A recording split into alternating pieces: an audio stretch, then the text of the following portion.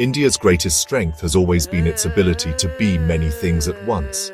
It is a land of countless languages, diverse faiths, and varied traditions, all woven together into a single, complex fabric. This is what we call unity in diversity. It isn't just a slogan found in school textbooks. It is the very soul of our nation. It is the understanding that a person from Tamil Nadu and a person from Kashmir, despite speaking different languages and eating different foods, are bound by a shared identity as Indians. This unity was the bedrock upon which our freedom was won. It was the promise that every citizen, regardless of their background, would have an equal stake in the nation's future. This idea is now facing its most severe test. This delicate balance, however, is not a given. It requires constant care and nurturing. For decades after independence, our leaders, for all their faults, largely understood this. They worked to build institutions that would bridge our differences, not deepen them. The goal was to create a national consciousness that could coexist with our vibrant regional identities.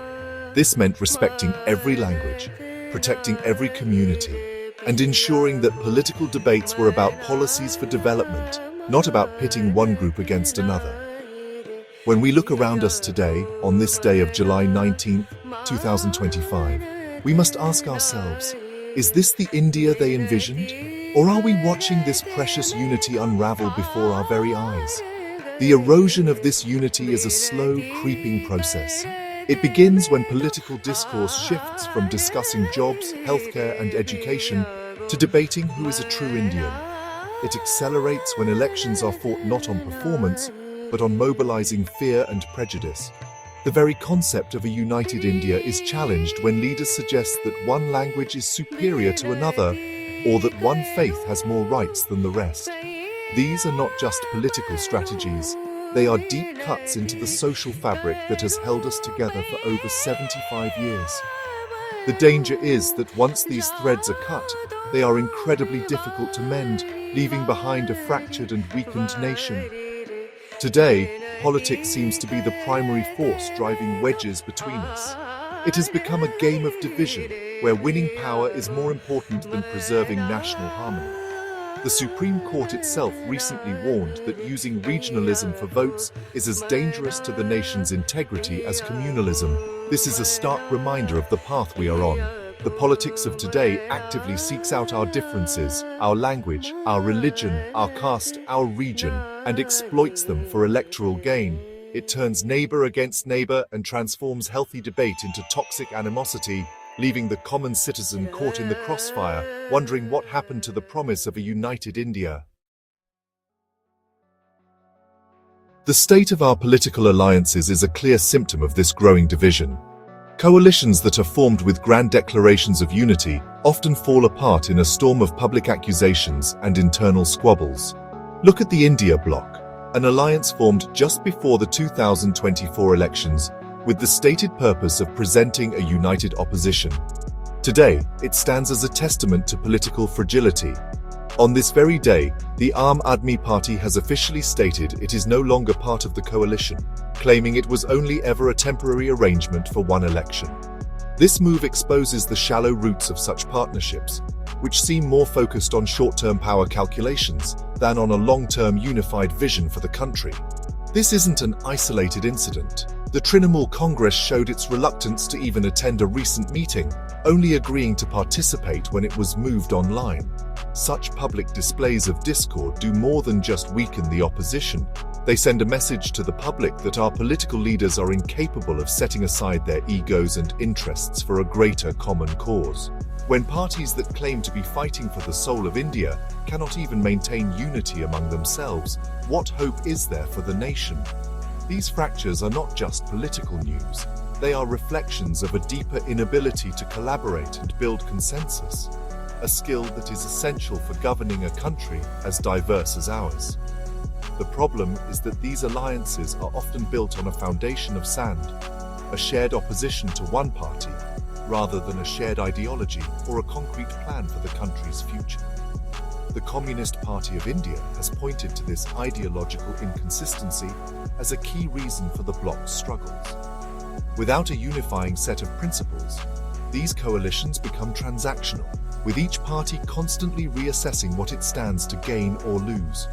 This constant political maneuvering creates an atmosphere of instability and distrust. It fuels a narrative that politics is nothing more than a self-serving game, which alienates citizens and erodes their faith in the democratic process itself. This trend is not new, but it has become more pronounced. We have a history of political splits, like the multiple fractures within the Shiv Sena. But the current climate feels different. The disagreements are louder, the rhetoric is harsher, and the focus is increasingly on divisive issues rather than on collaborative governance. The upcoming monsoon session of Parliament is already being set up as another battlefield, with the opposition planning to raise a series of high-conflict topics. This adversarial approach, where every issue becomes a tool to attack the other side, prevents any meaningful dialogue on the real problems facing the people of India: poverty, unemployment, and a struggling healthcare system. Nothing highlights the use of division for political gain more clearly than the politics of language. Language is not just a means of communication, it is the soul of a culture, a vessel of history and identity for millions. Yet in modern India, it is being weaponized as a tool to create an us versus them mentality. A recent controversy in Maharashtra over the alleged neglect of the Marathi language by the municipal corporation in Mumbai is a perfect example. Suddenly, leaders who have been political rivals for nearly 2 decades, like Uddhav Thackeray and Raj Thackeray, are speaking in one voice. They have found a common cause in defending the Marathi Manus identity.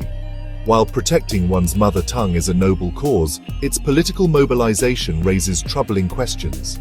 This sudden unity is aimed at consolidating the Marathi vote bank ahead of upcoming elections, challenging the ruling coalition by appealing to regional pride. This strategy is not unique to Maharashtra. We see similar patterns across the country, especially in southern states like Tamil Nadu and Karnataka, where there is strong resistance to what is perceived as the imposition of Hindi. When political parties frame the debate as a battle between regional languages and a single national language, they are not fostering unity. They are drawing lines on the map of India, deepening the fault lines that have always existed. This is a dangerous departure from how things were in the past. The architects of our constitution recognized India's linguistic diversity and created a framework to accommodate it. The idea was never to impose one language over others, but to allow them all to flourish. Early leaders understood that forcing a single language would alienate vast sections of the population and threaten the very idea of India. Today, however, some political forces seem to believe that uniformity is the same as unity. They fail to see that India's strength lies in its chorus of many voices, not in a single monotonous chant. Pushing for one language is seen by many as an attempt to erase their unique cultural identity. This strategy of using identity, be it language or religion, is a calculated one. It is an effective way to distract voters from real issues like economic distress and lack of development. By stoking emotional fires around identity, politicians can create powerful vote banks that are loyal to a cause rather than to a record of good governance. The Supreme Court has rightly pointed out that this kind of politics threatens the nation's integrity. It encourages people to see themselves not as Indians first, but as members of a particular regional or linguistic group. This mindset is the very antithesis of national unity, and it is slowly but surely tearing our country apart from the inside. To find our way back, we must first understand what we are losing. The unity of India is not just a patriotic slogan, it is the essential condition for our peace and progress. A divided nation is a weak nation. When we are busy fighting amongst ourselves over language or religion, we cannot focus on the monumental challenges that face us all: climate change, economic inequality, and securing a better future for our children. A country at war with itself cannot compete on the global stage. It cannot ensure justice and prosperity for its citizens. The unity our freedom fighters fought for was not a mere sentiment. It was a practical necessity for the survival and success of the Indian experiment. Comparing today's political climate with the past, shows a stark decline in statesmanship. While past leaders certainly had their differences, there was often an underlying consensus on the importance of preserving national unity. Debates in Parliament were robust, but they rarely descended into the kind of personal and communal vitriol that has become common today. Leaders from different parties could still respect one another and work together on issues of national importance. Today, political opposition is often treated as enmity, and compromise is seen as weakness. This zero-sum approach to politics is what is making our society so brittle and our discourse so toxic. So, what can be done? The responsibility does not lie with politicians alone. The people of India must reclaim the narrative. We must start by refusing to be divided. We need to question the motives of any leader who asks for our vote based on our religion, caste, or language instead of their plans for our welfare. We must teach our children the value of diversity and the stories of our shared history. We need to support media that speaks truth to power, that bridges divides instead of widening them, and that focuses on real issues instead of manufactured controversies. It is our duty as citizens to hold our leaders accountable, not just for their policies, but for the tone and quality of their politics.